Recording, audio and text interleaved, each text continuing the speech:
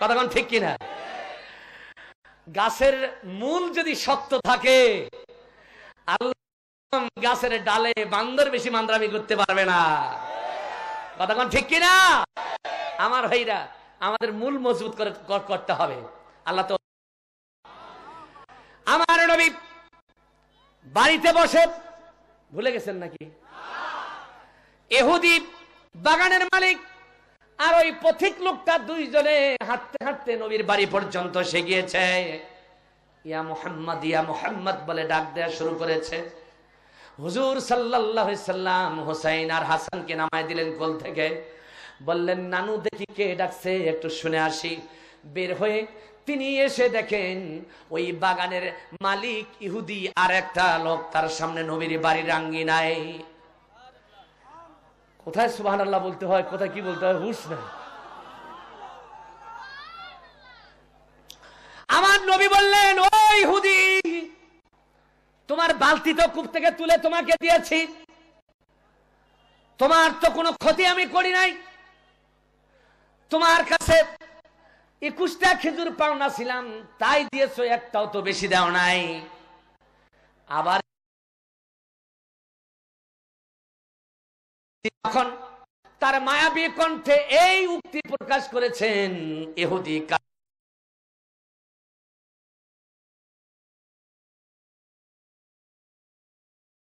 নবীর পায়ের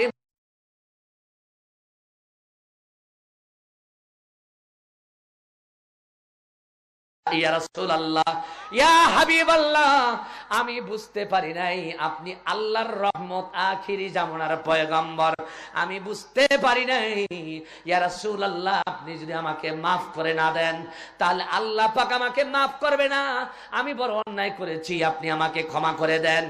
আমার নবী বললেন, ও ইহুদি, তোমাকে মাফ করার ক্ষমতা নাই, তবে তোমার জন্য একটা সুসংবাদ আমি দিতে পারি। তুমি যদি একটা টিকিট কিনতে পারো, ওই টিকিটটা কেনার সঙ্গে সঙ্গে আমার আল্লাহ তাআলা তোমার জীবনের গুনাহগুলো মাফ করে দেবে।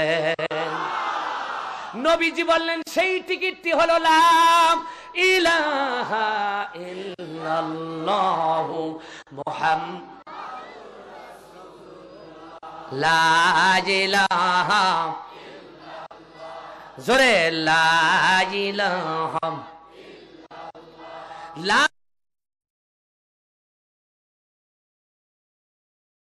ইল্লাল্লাহু মুহাম্মাদুর রাসূলুল্লাহ।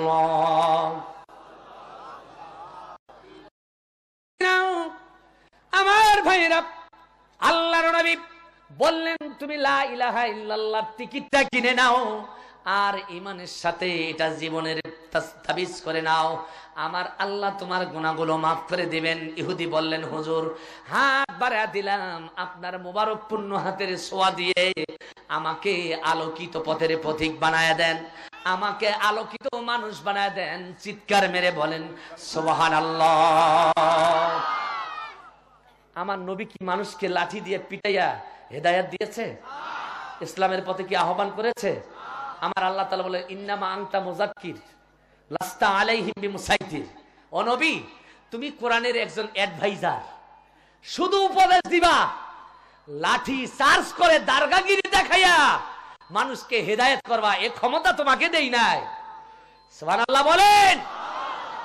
আমার বাবাজিরা, আমার ভাইরা, লোকটা যখন তাওহীদের সুদা পান করলো, নবীজি বললেন, তোমার জীবনের গুনাহগুলো মাফ হয়ে গেল, তুমি এখন নিষ্পাপ একটা মাসুম সন্তানের মতো নিষ্পাপ মুসলমান হয়ে গেলা। জোরে কোন সুবহানাল্লাহ, আরো জোরে কোন সুবহানাল্লাহ। আমার নবী বললেন, তোমার হাতে এই রকম লেকড়া পেছানো কেন বলো? লোকটি বলল, হুজুর, আমি যেই হাত দিয়ে আপনার চেহারা মোবারকে আঘাত করেছি, আমি চাচ্ছি এই হাতটা কাটা অবস্থায় যেন আল্লাহ তাআলার দরবারে নিয়ে যাইতে পারি। নবীকে আঘাত করার কারণে আমার হাতের শাস্তি আমি নিজেই দিয়েছি ইয়া রাসূলুল্লাহ। হুজুর বড় বেদনা পাইলেন, কষ্ট পাইলেন, এটা হতেই পারে না, দেখি ইহুদির হাতটা হাতে নিলেন, দেখলেন চামড়ার উপরে ঝুলন্ত অবস্থায় আছে। হযরত আনাস বলেন নবীজি এইভাবে আমার সামনে বর্ণনা দিলেন। আমার কাছে নবী বললেন তার হাতটা যখন নিয়ে দুইটি কাটা অংশ একখানে লাগায় দিয়া আমি যখন হাতের স্পর্শ দিয়ে দিলাম, হযরত আনাস বলেন ইহুদির হাতটা আমি নিজ চোখে দেখলাম। হাত কোথাও কাটা গেলে জোড়া লাগলে সেখানে দাগ থাকে, কিন্তু ইহুদির হাত এমন ভাবে আল্লাহ তাআলা নবীর মুবারক পূর্ণ হাতের ছোঁয়ায় জোড়া লাগায় দিলেন, তার হাত জোড়া লেগে গেছে কিন্তু সেখানে কোনো চিহ্ন নাই। আল্লাহু আকবার। আমার গলার হার নবীজি, আমার গলার হার নবীজি, আমার গলার হার আরবেরি ফুল নবীজি সাইয়্যিদুল বাশার। বলেন আরবেরি ফুল নবীজি সাইয়্যিদুল বাশার।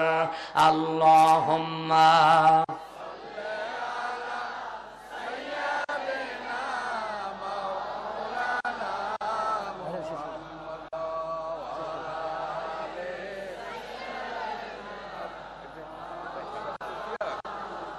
আরো সরে আল্লাহুম্মা সাল্লি আলা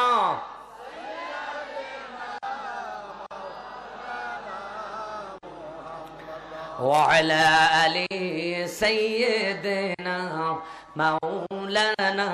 15 মিনিট শেষ করে 15 মিনিট 8 মিনিট আছে, 15 মিনিট আমরা যদি দিছেন সিরিজ দিলাম আমরা কথা বলি। জি পড়ুন আল্লাহুম্মা সাল্লি আলা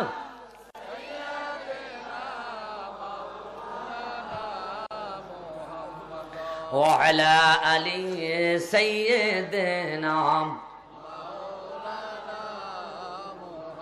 আমার ভাইরা 15 মিনিটের মধ্যে আলোচনা শেষ হবে, উঠে যাবেন, দোয়া করে যাবেন, রহমতের দরিয়ায় আমরা হানা দেব ইনশাআল্লাহ। আল্লাহ বলছেন ওয়াদউনি আস্তাজিব লাকুম, তুমি আমাকে ডাকো আমি তোমার ডাকে সাড়া দেব। কথা কার?